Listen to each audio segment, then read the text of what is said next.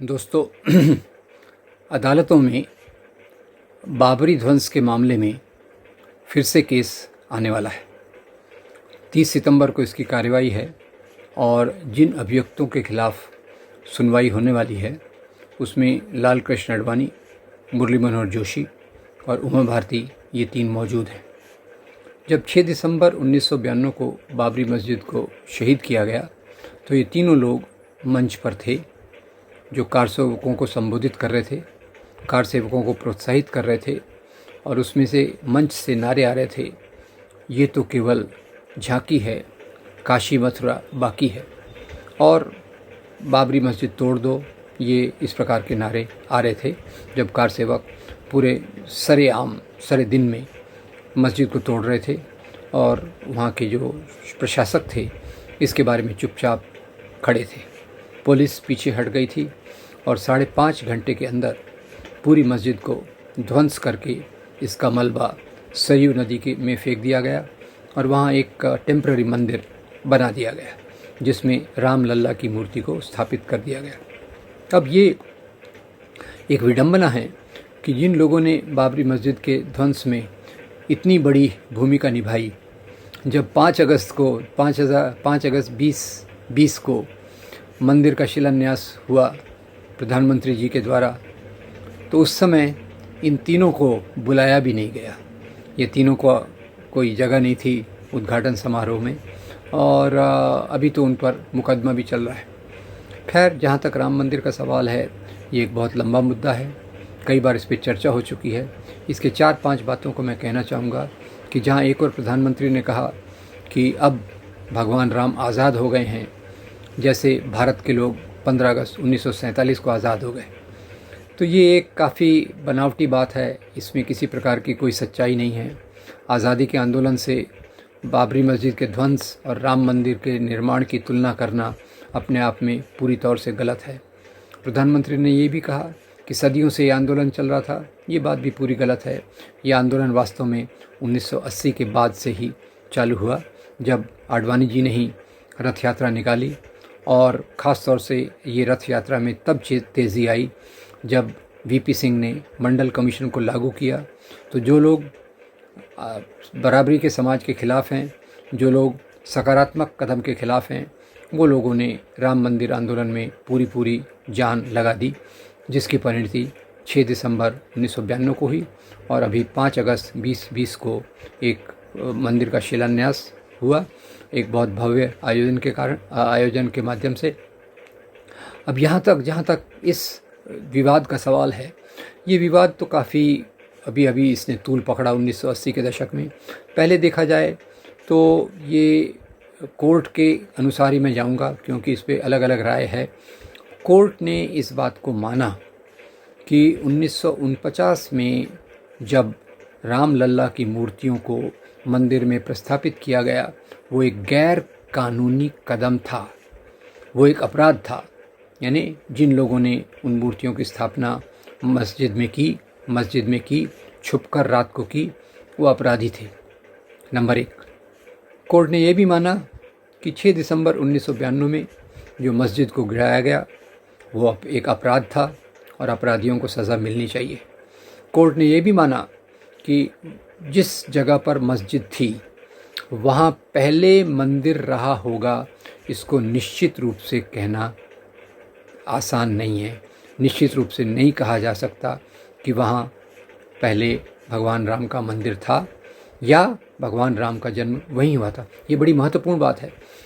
जबकि कोर्ट ने लोगों की आस्थाओं के माध्यम से इस बात को स्वीकार कर लिया कि क्योंकि लोगों की आस्था है भगवान राम का जन्म वहीं हुआ था, इसलिए जो एक तरफ सुन्नी वक्फ बोर्ड की वो ज़मीन है, उसके बावजूद उसके 3 टुकड़े किए गए। पहले 2010 में इलाहाबाद कोर्ट के जजमेंट के बाद, और उसके बाद अभी जब सुप्रीम कोर्ट ने फैसला सुनाया तो उसने भी इन चीज़ों को मानने के बावजूद ज़मीन उन्हीं लोगों को दे दी जिन लोगों ने अपराध किया था मस्जिद को तोड़ने का, और मस्जिद के लिए जगह दूसरी जगह दे दी गई। खैर, ये एक बहुत दुखदाई बात है कि न्याय का आधार लोगों की श्रद्धा के माध्यम से किया गया।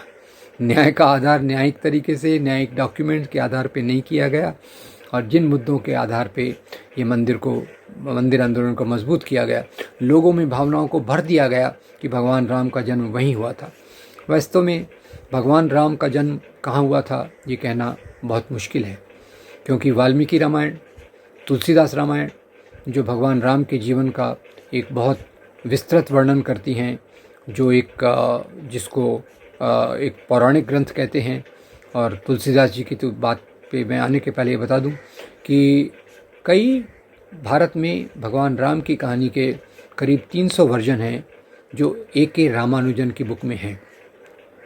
कई संस्करणों में ऐसा कहा गया है कि राजा दशरथ अयोध्या नहीं, वाराणसी के राजा थे, और किसी भी संस्करण में ये नहीं कहा गया कि अयोध्या में ही भगवान राम का जन्म हुआ या उसी जगह हुआ जहाँ बाबरी मस्जिद स्थित है। और कई इतिहासकारों ने, कई जो पुरातत्ववेदियों ने, आर्कियोलॉजिस्ट, हिस्टोरियंस ने इस बात को केवल इस आधार पे कि वहाँ कुछ पिलर पाए गए, कुछ ये पाए गए, आधार पे कह दिया कि वहाँ भगवान राम का मंदिर था, भगवान राम का जन्म वहीं हुआ होगा। तो इसका भी एक आधार है। अंग्रेज़ों ने जब फूट डालो और राज करो की नीति लगाई तो उनके कई अधिकारियों ने इस बात को प्रचारित करना चालू कर दिया कि मुसलमान राजाओं ने हिंदुओं के मंदिरों को तोड़ा है।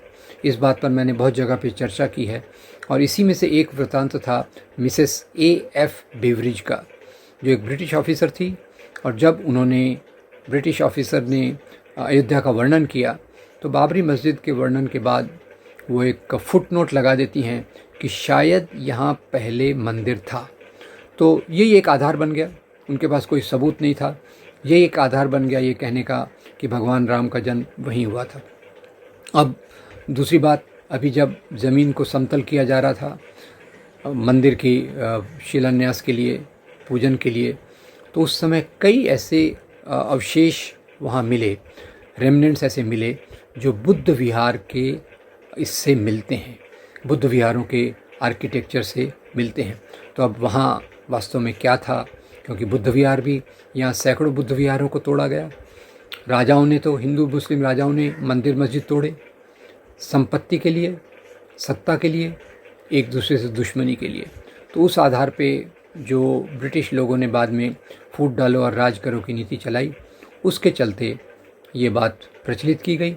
और ख़ास तौर से 1949 में पहले और बाद में 1980 के दशक में ये एक दावा किया गया कि भगवान राम का जन्म एग्जैक्टली वहीं हुआ था जहाँ बाबरी मस्जिद का जो सेंट्रल पॉइंट है वहाँ वो हुआ था। तो खैर, ये इसका एक राजनीतिक इस्तेमाल हुआ।